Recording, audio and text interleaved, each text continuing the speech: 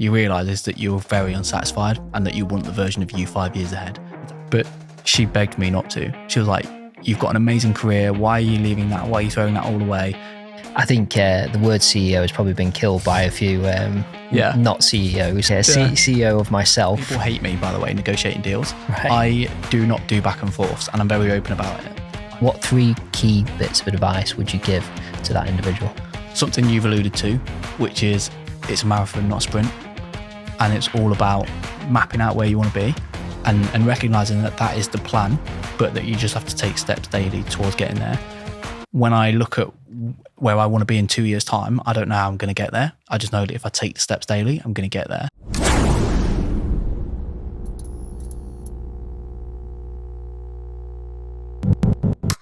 Welcome to episode 2 of the Property Developer Show, the podcast. Today I'm joined by Mr. William Stokes from CoSpace. William, welcome to the podcast.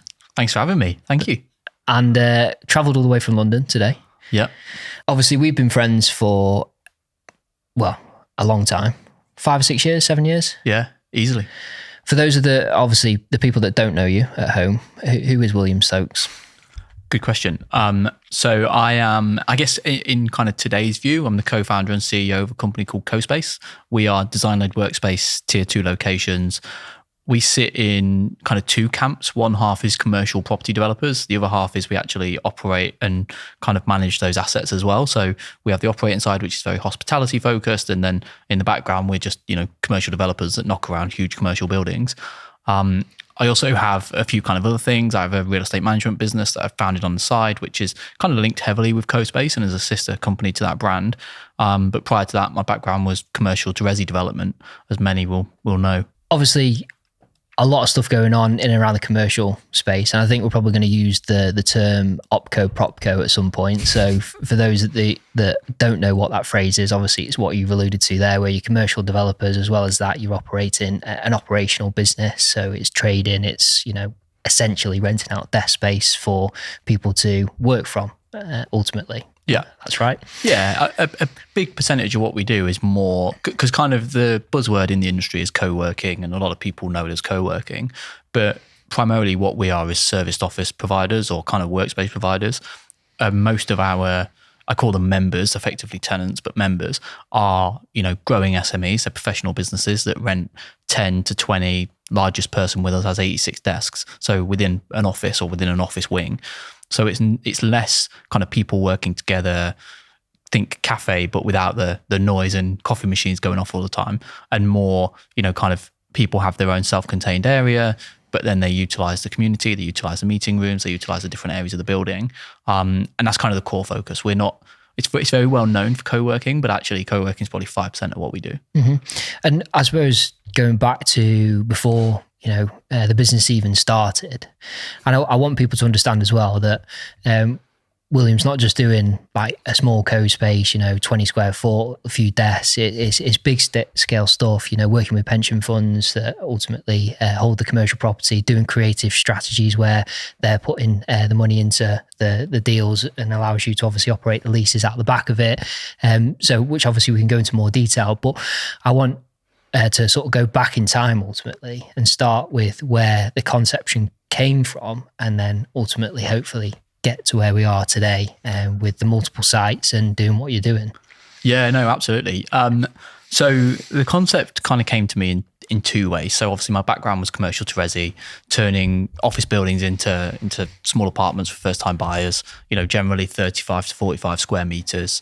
Good stuff, bread and butter. That's what we did, several of those per year. And one of the last developments that I got involved in was a really nice grade 2 listed building in Hull. It was these kind of 3 buildings all knocked together. Absolutely incredible, Victorian style. And as we were doing it, I was kind of looking at it going, it's a shame that this is going to resi. The reason it's going to resi is that there's a demand, there's a need, there's a societal need for housing. But actually, some of these buildings need to be preserved and would work really well as office space, but nobody's got a solution for them. And so that kind of led into this kind of concept of, okay, well, is there an opportunity to create something using that? And off the back of that, I was commuting down to London a lot. I'm a Lincoln lad originally, I'm from Lincoln. And I was commuting down to London and I walked into a WeWork building, which, if people might know, in my sector, WeWork is very well known. And I kind of fell in love with the concept. And when I went back to Lincoln, I realized there was absolutely nothing. And so after kind of bouncing around ideas with my kind of business partner at the time on that, we decided to actually, let's just go and lease a small building in Lincoln. It's about 1,500 square foot. Let's put some desks in. We did all the work ourselves. We pretty much funded it ourselves and said, right, let's go and create this space and rent out these desks and create a co-working space. And I think that was probably a year too early for the market, but towards the back end of us having it, it kind of started to take off.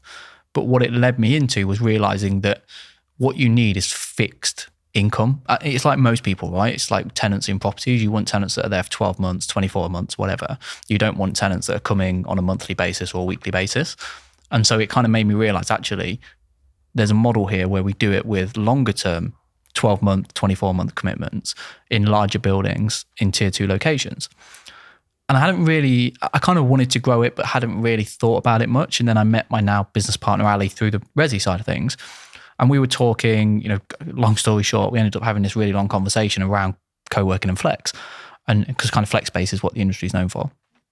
And we both realized that we had appetites to go and develop these assets. We had a lot of experience between the two of us, me in property, him in finance, his background's corporate finance. And we both kind of said, actually, why don't we go and grow something together?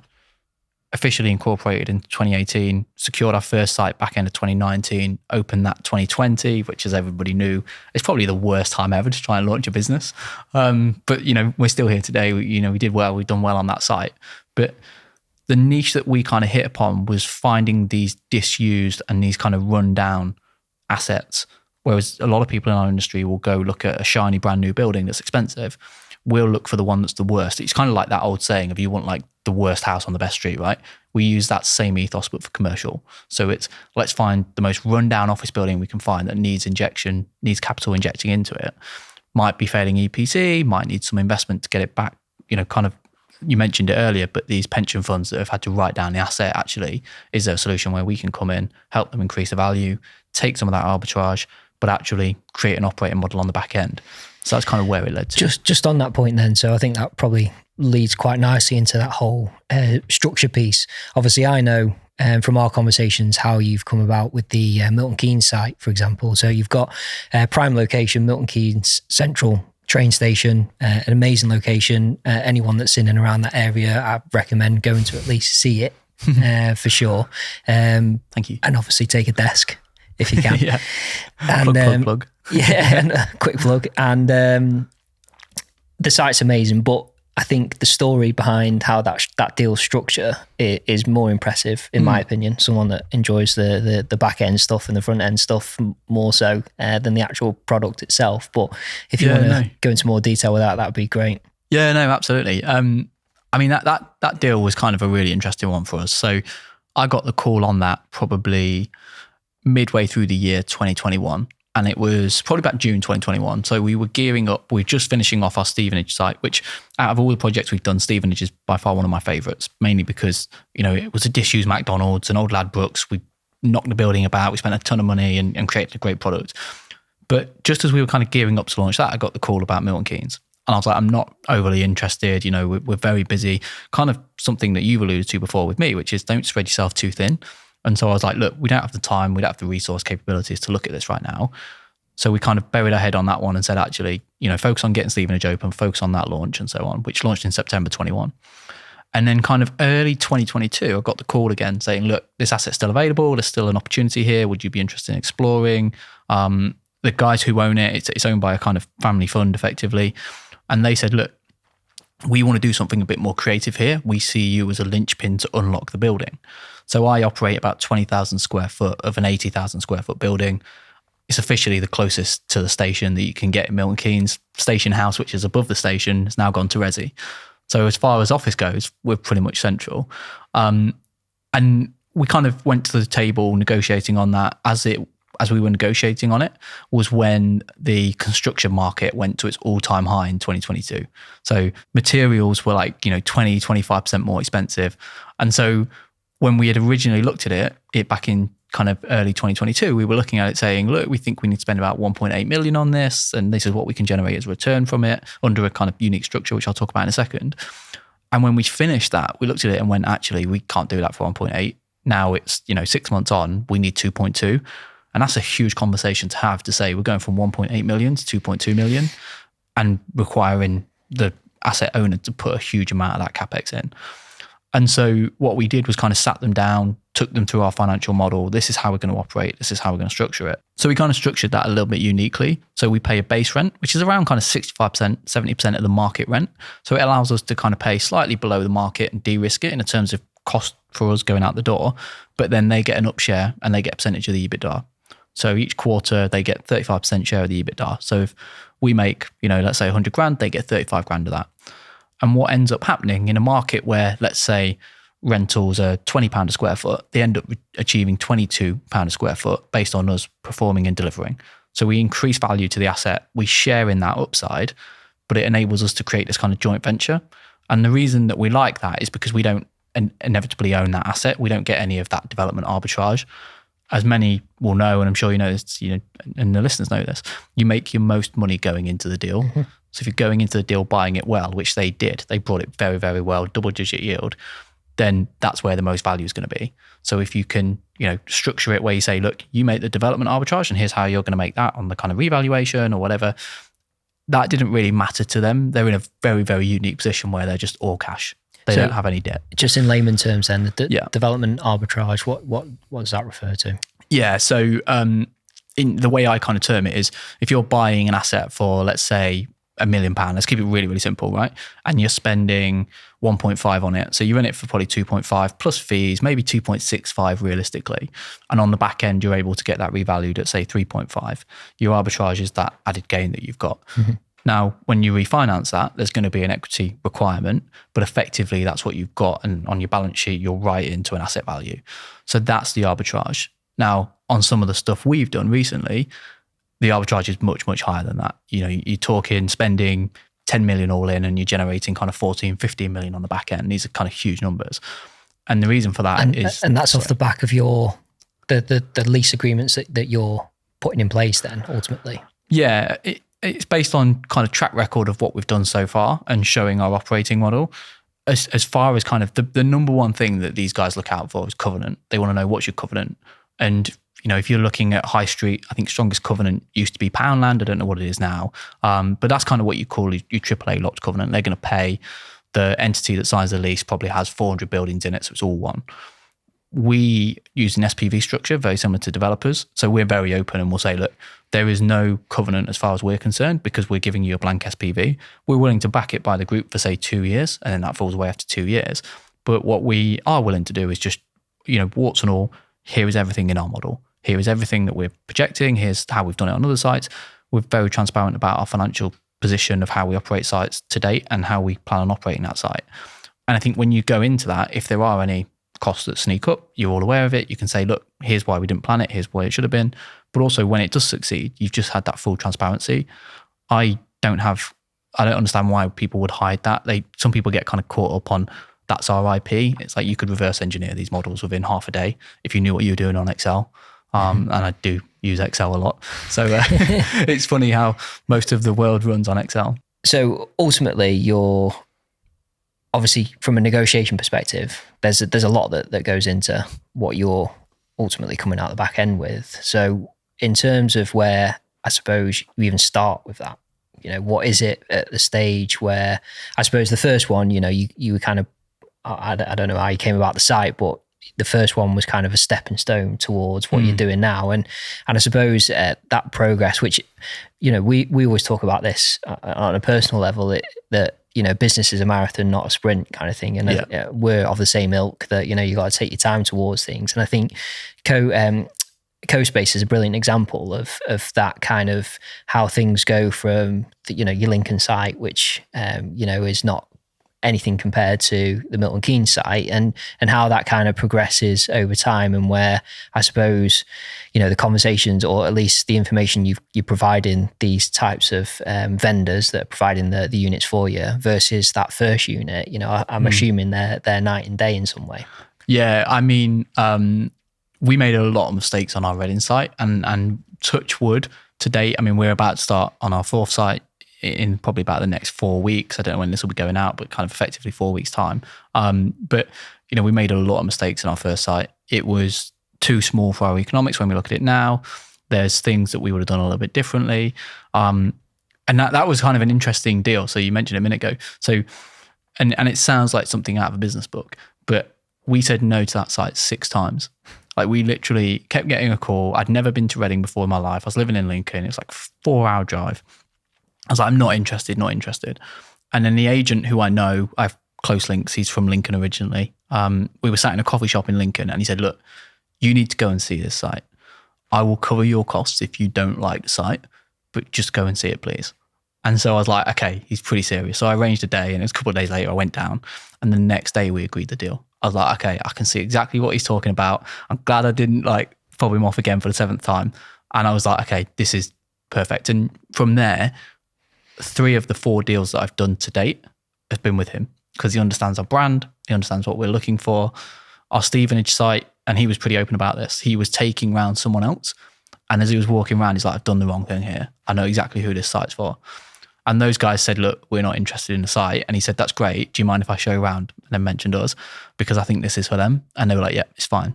And so we got so lucky that we then got the call and we're like, okay, we need to go see this site. And so that kind of led us into Stevenage. But yeah, a lot of the mistakes we made were in Reading.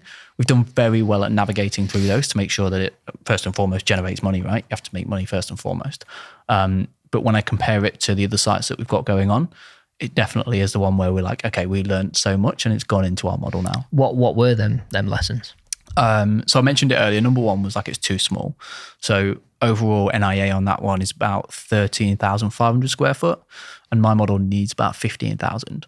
So Stevenage is, kind of 16,000, just over 16,000 square foot. And that just to jump in there, does that break down to I suppose, operational costs? So, you've got, I don't know what you call them, like relationship managers that operate in those, and you've obviously got to hit that certain threshold where it then you get the economy of scale in a way. Yeah, I mean, to kind of term it like resi, right? It's very similar to when let's say you take on a commercial building that you're going to turn into apartments. There is so much space that has to be corridors. There's so much that has to be plant space, all that kind of stuff. And it's very similar in the office model, which is your first kind of 3,000 square foot, they're not going to generate revenue. That's your reception, that's your, toilets, that's your corridors, all that kind of stuff. The stuff that you're not going to get revenue from. And then beyond that is revenue producing space. So if you've got, 10,000 square foot, 3,000 of non-revenue producing and 7,000 revenue producing, if you scale that up to 15,000, you still got the same 3,000 of non-revenue producing, but now you've got that 12,000 where you can generate revenue. And so the economies get so much better. We found that the sweet spot is that kind of 15 to 20,000 square foot mark. This next site that we're doing is kind of taking us to the 24,000 square foot mark. So nice, kind of good mark to be at. Anything above 30,000 square foot is kind of too big for us. And other people will go do those bigger sites, but we look at it from terms of how much revenue can we generate? What's the EBITDA? What's the margin? If we're all comfortable with that, then great, we'll go and do it. I think that's quite an interesting thing to probably delve into, that whole, I suppose, sweet spot. I think people look at business and think, right, how big can I go? If I'm doing 20,000, I want to be doing 40,000 the next year. Whereas you've come to understand as a business, which, if you don't understand metrics like this, then, you're probably not going to survive through the way that co-spaces survive through, We and sorry to jump in, we kind of, I look at, and I suppose it's the same with everyone, right? You look at things and you go, am I moving too slow? Am I moving too quick? We've opened typically 1 site a year. The only year we didn't open a site was 2022, and that was meant to be our Bath site. So I spoke a lot about a site we were doing in Bath. It fell through about 4 weeks from exchange. So we were 4 weeks away and it fell through, and it's because the fund sold it and it was kind of a headache. But we lost a lot of money on that, a lot of time, a lot of effort.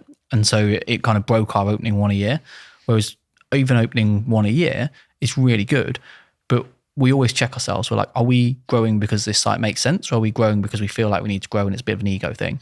We always make sure that financially it makes sense and that we have the time and the resource to commit to it properly. If those things aren't met, then we don't do it.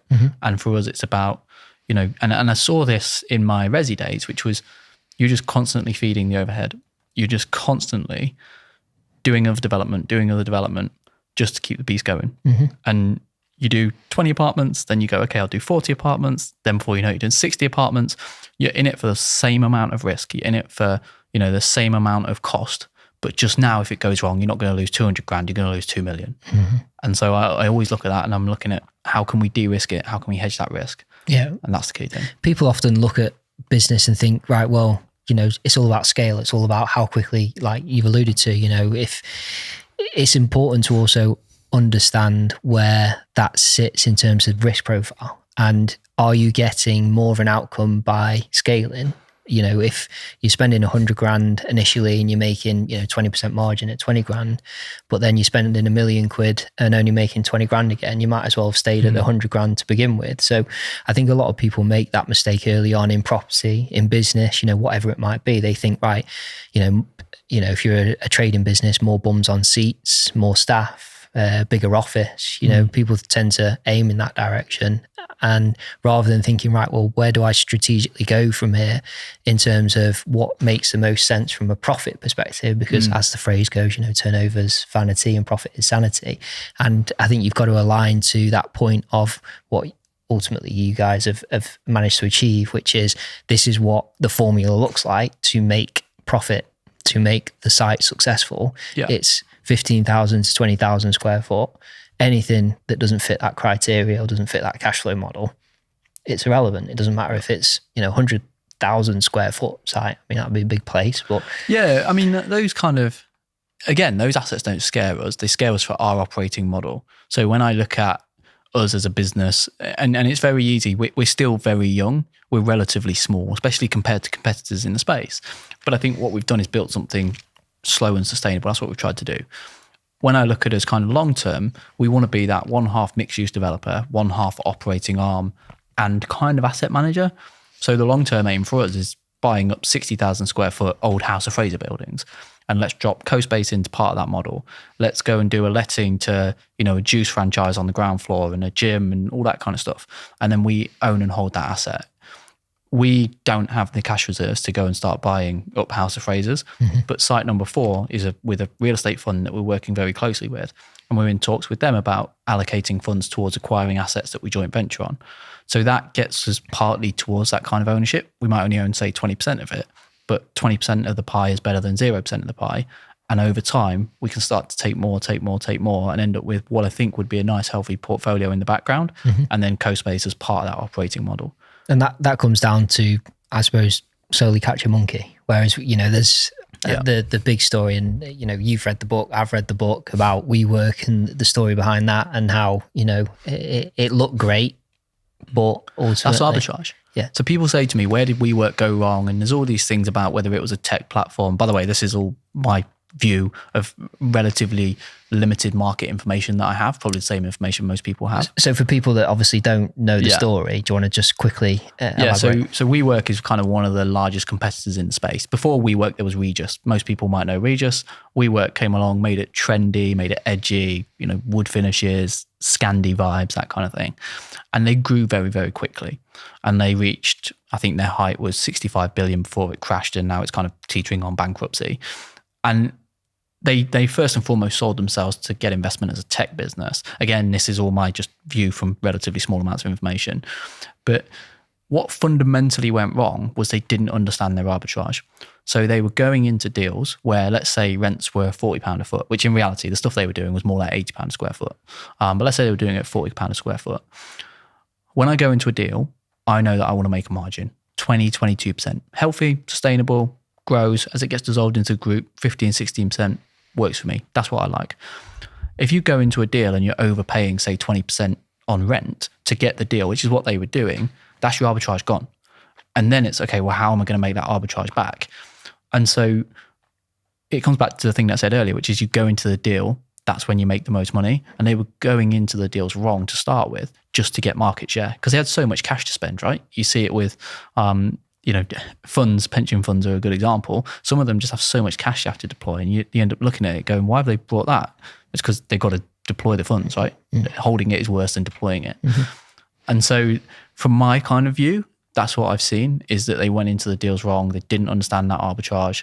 And if you do that over a long enough span, by the time the money stops pouring in, suddenly you realize that the tap was being supported by all the funds in the background and there's nothing in the tank. And that's another balancing act in itself, to understand that cash flow model. And I know we've had conversation about recurring income, which is, I suppose, a big part of, co-space and the income drive is that recurring revenue, which to any business is the lifeline to making any decisions and being able to deploy capital that you have, as well as manage the cash flow separately. A lot of people, particularly small businesses, they tend to merge the two together. And obviously in WeWork scenario, that's what they were doing. They were making that mistake of thinking, right, well, we've got this cash, we're deploying it, but where does the cash flow sit in terms of revenue, profit and loss? And when you're getting at that kind of level and you're running out of cash, there's a lot of people that are going to get caught with a hand in the cookie jar. And I think as well, like, and sorry to kind of take it in a little bit of different direction. It's just something that just triggered something you just said then, which is like, I didn't know any of this stuff 5 years ago, 6 years ago when we started the business. I didn't know any of this. I didn't know what EBITDA stood for. I couldn't look at a cash flow and tell you whether it was good or bad. I couldn't tell you the difference between net profit and EBITDA and how the two differently correlated or how they were uncorrelated. And I had my business partner, Ali, is a corporate finance guy. And so I was like, I don't need to know any of that. He knows that. And what I realized very quickly on within kind of 18 months was, how can I have a conversation with him about these things and understand it at his level if I don't understand it? And so there's always this kind of saying, which is it takes 10,000 hours to master a skill. It takes an hour to hire someone who's already got those 10,000 hours. And you've got to hire great people, but you have to have some level of understanding so that you know that you're communicating on the same level and that you can make a relatively informed decision. And a lot of the stuff I make on a day-to-day basis is relatively informed decisions. I understand it enough to be able to go, that's the route we're going to take. I don't, he's much more better at building out a model than I am, but I can look at it, I can understand it, I can see the trend now, I can see where we've got leakages and say, right, actually, we need to plug this ASAP, and here's where we're losing money in this bit area. Or actually, we're at risk because we're generating huge amounts of money over here, but that's all coming from one little area that could end up going tomorrow. So what's the solution moving forward with that?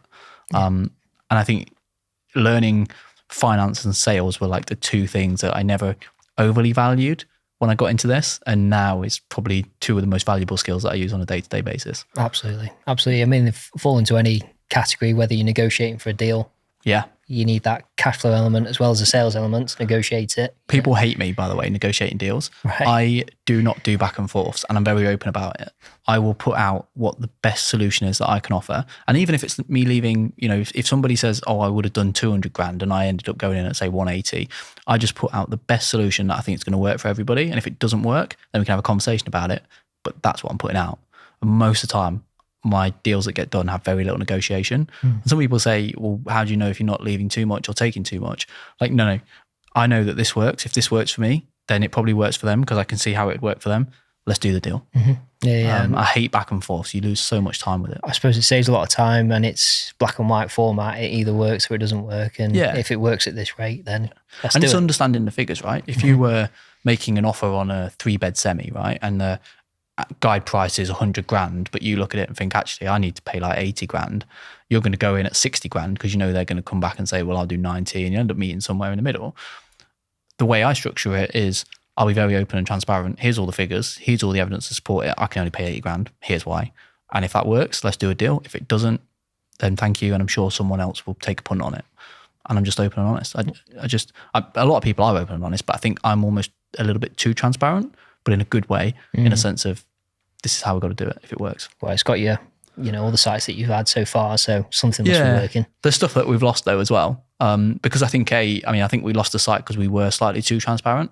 But equally that will probably come back around at some point.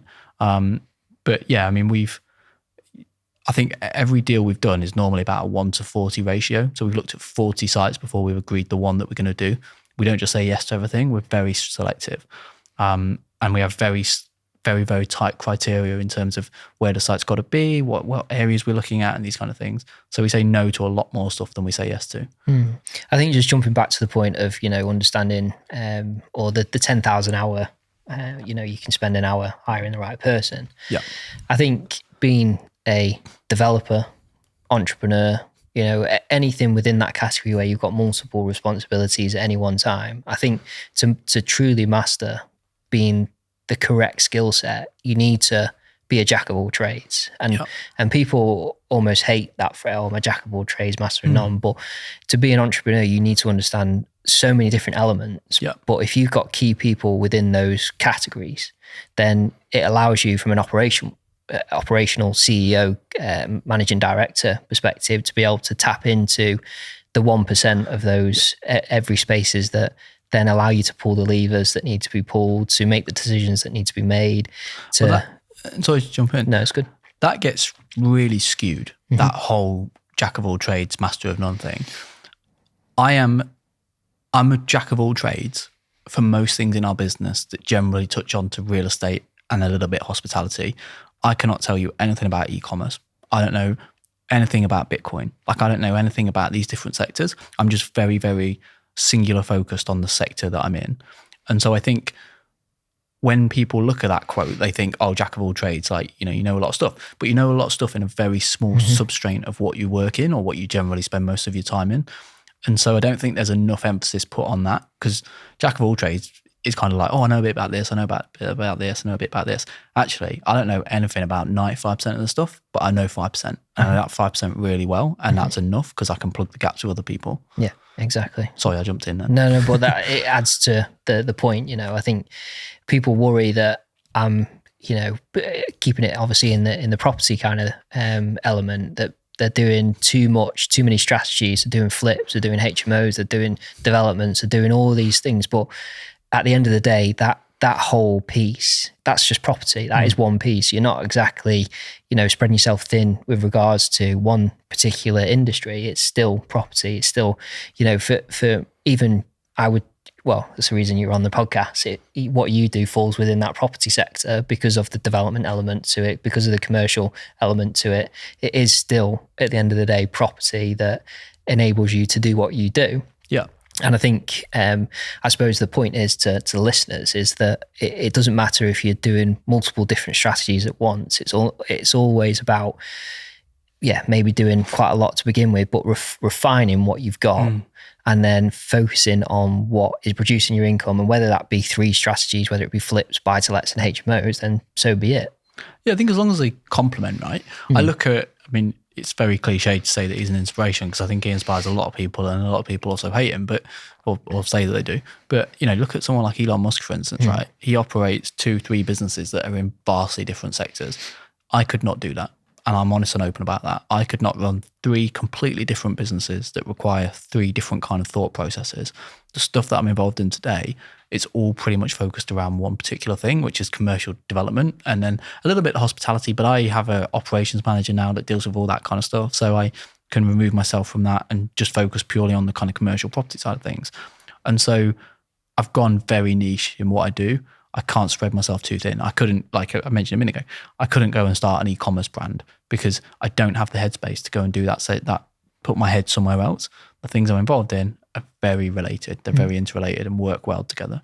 So from, I suppose, where you are now to where you want to get to, what does that look like? So I know you've alluded to getting the House of Fraser units and sort of aiming at that. Is that the ultimate end goal for you guys, I suppose? Yeah, almost always in my life, whenever I've set like an end goal, what almost always happens is I never end up achieving it. And not because I don't want to achieve it, but because as I move forward, I realize that actually the goal pivots a little bit, or actually that thing that I aspired to was a little bit more ego versus actually this is the route I want to go down. So when I look at kind of the businesses as a top overview, CoSpace, 20 sites across the UK. That's always been the aim, and that still remains the aim. What those sites are and what they're made up of tends to vary, but CoSpace, 20 sites gets us to a good enough kind of revenue, good enough EBITDA margin that we can then start to have a lot of breathing room and start to figure out what we want to do long term. And whether that is, exit to PE, or whether that is actually let's grow this to 100 sites, because there's 300 sites of Regus in the UK, or 300 Regus sites in the UK. So could I take 1/3 market share from them every day of the week? So I could continue to grow it that way. Just on the PE note, private equity, obviously, for those that don't know. Yeah, private equity, yeah. And then on the kind of, so the other business is called Co-Ream, which is Co-Real Estate Management. And that is a sister kind of business to CoSpace. And that is CoSpace goes into buildings. Those buildings have service charges and management and all that kind of stuff. Actually, we do that as well. So we can drop in, we can do that piece. And that is more of a vanity metric, which is 10 million revenue. That's where I want to get that to, grow that to that, have a healthy margin on that. And we can either exit out of that or we can continue to grow it. Me and my business partner, Ali, we're kind of in the background of that business. We have a guy, Ricky, who runs it day to day and is effectively the managing director. He's a shareholder in the business as well. And we're able to kind of support him to grow that business. And, we'll all do very well out of it in the end. Long term, it is a move towards buying and acquiring assets. And we're working on a deal now that's probably going to take 18 months before we actually get signed, sealed. Let's go and acquire the first asset in a joint venture and in this kind of joint venture portfolio. But it's been kind of, 9 months in the making. These things take a lot of time. And then eventually that'll get us to a position where we're like, right, let's go and start acquiring sites. And out of those 20 sites, I'd like to probably own 10. And then from there, figure out whether we want to grow through the acquisition model or if we want to grow through the lease model. And so that's kind of that long-term aim with those. But as I mentioned, that always changes as we go along, right? Mm-hmm. I mean, with our model, it's very hockey stick. You open, it's the same as buying houses, right? You don't buy one a year. You do one a year for 4 or 5 years, then suddenly you're doing 2 a year, then you're doing 3 a year, and it just snowballs. And so I think what we're starting to do is get to that start of the snowball and say, right, where do we actually want to grow this? When do we want to stop growing the snowball, or do we just keep going? Nice. And I think obviously from where you began with this to where you want to end up, that is the process, I suppose, that we were alluding to early on in the episode. And I know we talk about this quite a lot in terms of mindset towards business and mindset towards, life in general. What sort of, I suppose, has been one of your biggest secrets, I guess? Well, it's not going to be a secret now, but to that level of success that you want to get to from where you were, 5 years ago? Yeah. I mean, I was literally thinking about this last night. It's so funny that you said that. The version of me today is the version of me that 5 years ago I used to dream of, and the version of me that I used to map out. And as I've got here, and I think this is the entrepreneur's trap, you realise is that you're very unsatisfied and that you want the version of you 5 years ahead. It's that Matthew McConaughey quote, I'm never going to meet my idol because I'm always chasing him, but it gives me someone to chase. Yeah. And so for me, my life is about the chase of who I want to be in 5 years' time. And it kind of will always be, I think. I think the biggest things that have, and over the last 5 years, I've had to grow up a lot, right? I went from me and Ali grinding in the business, making it work, to now we have a 13-person team. We have people around us that rely on us, this kind of thing. And that's made me change and grow a lot as a person. I think the biggest thing that I learned was A, having an understanding, even if it's only top level, of most of the areas, but B, bringing in good people and getting out their way. In fact, great people, not good people, bringing in great people. So we've got great people and they're very, very skilled and talented at their laser bit focus, and I can't get in the way. I don't micromanage. I leave them to do what they do. If they make a mistake, we'll dissect it, we'll review it, and we'll figure out why the decision was made and why it was wrong. And then we'll figure out a process to stop that happening in the future. But first and foremost, all I care about is that somebody makes a decision rather than not making a decision.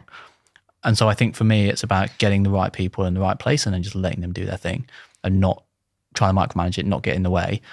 And what inevitably happens is, I hate, it's weird because I'm about to say it, but I hate it. I hate the fact that my title is CEO and co-founder. I'd happily be in the background and have no one know who I am, because as far as I'm concerned, we all work for the business, and the business is this thing, this entity that will keep growing. It's not they work for me and it's my business. It's our business and it's growing. Yes, I'm a shareholder, but it's growing and it's something that we all do as a collective. Yeah, and I think that's an important piece. And I think the word CEO has probably been killed by a few not CEOs. An entrepreneur as well, right? Yeah. CEO of myself, being self-employed.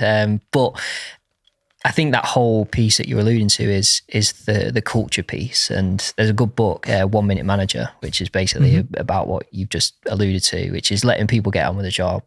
Okay, you make a mistake. What was the mistake? How do we learn from it? Don't make that same mistake again. Obviously, if they make the same mistake again, it's a different type of conversation. Yeah. But it's allowing that culture to thrive. And I think when you start to momentum, and these are the kind of high level things that, when you're starting out, you don't know even exist. You're not thinking, how do I preserve culture within, 13 members of staff? How do I grow a business? Because at the end of the day, the business only grows when you've got the right people that enable that growth, because it's one thing you operating as CEO, it's another thing, your 13 members of staff doing the same thing and pointing in the same direction, because they all have goals and ambitions themselves. Exactly. And you have to be mindful of where they want to go, right? And some people are in the business are super ambitious, and other people are less ambitious. Their priorities are elsewhere. It's either family or it's kind of external, and it's understanding what each of those people want. I suppose to round the episode off then, 3 key bits of advice that you would give someone that's looking to just go from, I suppose, where they are today, might be in a full-time job, but a budding entrepreneur, property developer. What 3 key bits of advice would you give to that individual? Good question. So for somebody that is, thinking of starting their own business, thinking of starting their own thing, number 1, understand your costs, and not business costs, personal costs. What do you need personally? Sit down, spreadsheet it out, do it monthly, do it for the year, and say, right, I need $2,500 a month for the next year. So I need 30 grand a year, which isn't a great deal amount of money when you get into business, but it is a lot early days. Like a business that's going 5 years, that's fairly easy. Straight out of the bat, it's difficult, right? So understand what you need. Understand where you sit in the market. So for instance, for me, leaving my previous career behind, I always knew I could go back to that. I always knew I had that skill set. In fact, I always joke, one of the first jobs I did was CAD design. That's how I started in engineering, I was an engineer before a developer, was through CAD design. And I've got mates today that earn £40 an hour, sit at a computer 8 hours a day and just do CAD design work. I was like, that's my safety net. If everything went wrong, I go do that. That's my safety net. So figure out what your fallback position is. And when you realize that the steps you want to take aren't actually that scary. And you're like, okay, this thing that I've built up in my head, it's not that bad. And then look at runway. How long, if you didn't generate a single penny, how much do you have in the bank that you can cover your lifestyle? And what I would say is try and get to like 9 months. So give yourself a good solid 9 months generating no revenue to say, right, if I didn't take any money from the business and I just gave it its thing to go, gave it its time, can I get to the 9 month mark? And what you might find yourself doing is taking half of that money back out, and suddenly you extend your runway 6 months down the line, you've probably got another 6 months still. So you start to get that runway and start to kind of take it forward. That's all encompassing my first bit of advice. My second bit of advice is surround yourself with the right people. And it's funny, I was having this conversation back end of last week, which was when I quit my career, my mum, she's my favorite person, by the way. Her and my partner, love them both to bits. But she begged me not to. She was like, you've got an amazing career. Why are you leaving that? Why are you throwing that all away? Now she laughs and she's like, I'm so glad you didn't listen to me. But it's a really good example of we can have people around us that have our best interests, but they don't understand what we're thinking and they don't see our life from our perspective. So get around people, get around friends. I'm very fortunate that I have you in my circle, and we have a lot of mutual friends who are all just as equally ambitious and all have kind of these same businesses that we're involved in. And also we come to each other for advice, right? And we can bounce off ideas off each other. So number 2 is surround yourself with the right people. And number 3 is just continually learn. And there's never a point where you're going to be like, I've learned enough. Constantly keep developing, keep growing. And what you'll realize is it becomes this lifetime journey and not this, okay, I'm going to go do 2 years of courses and that'll set me up. Actually, I probably learned more. I did the property course route. I probably learned more hands-on doing it than I did through the property course route. It gave me a good grounding, but I learned a lot by actually doing stuff. I couldn't have said it better myself. Each one of those 3 points I did to a T. Yeah. So I couldn't have said it any better myself. So look at you now. Well, look at, I suppose both of us, we've got, I suppose, something to show for the work that's gone in. And I'm the same as you. I don't feel like I'm where I want to be, but it's the same dialogue that's in my head that I had 5 years ago. It's just a different type of outcome that I'm looking for. Yeah. And when we first met, we were just starting on our journeys, both of us. And there's a lot of people that were around us where I was like, they're going very, very bright, very, very quick, and they need to be careful because they're going to burn out. And they did. And I think what I like is that, we met at the very same level, which was we were kind of like, we weren't day 1, but we were day 2. We were literally start of that journey, and a lot of people around us at the same time were that same, and we've all kind of grown together. And I think I think a lot of where I've got today is through like you and the people that I've got around me. And that's probably the biggest strength that I've got, is that if I ever feel frustrated, I know that you guys have had those same issues. Yeah, absolutely. And 10 times over, no doubt. 100%. And then I suppose to really round the episode off, the final one, I think to more the kind of people that are maybe that level 2, you know, what sort of thing, or what 3 bits of advice? Obviously you've got starting out, you've kind of done the start out period, you kind of made a few mistakes, you've got a little bit of business success and things seem to be moving in the right direction. What advice would you give, one bit of advice this time, to that individual to look at getting to where you are with CoSpace at the moment? Something you've alluded to, which is it's a marathon, not a sprint. And it's all about mapping out where you want to be and recognizing that that is the plan, but that you just have to take steps daily towards getting there. When I look at where I want to be in 2 years' time, I don't know how I'm going to get there. I just know that if I take the steps daily, I'm going to get there. And so I think it's understanding where you want to get, but understanding that it's the daily actions that you take that will get you to where you need to be. Fantastic. Yeah. Top man. Well, thank you very much for coming on the episode. Thank you. And it's been a pleasure to obviously catch up and see you again. And I'll hopefully look forward to seeing you in 12 months when you've got a bigger business. Yeah, maybe 5 or 6 by then. Who knows? Good stuff. Thanks again, Thank Will. you. Cheers. And for those of you that are listening at home, our next property developer show will be taking place on the 1st of May in Birmingham. So I hope to see some of you there soon. Take care. Thank you.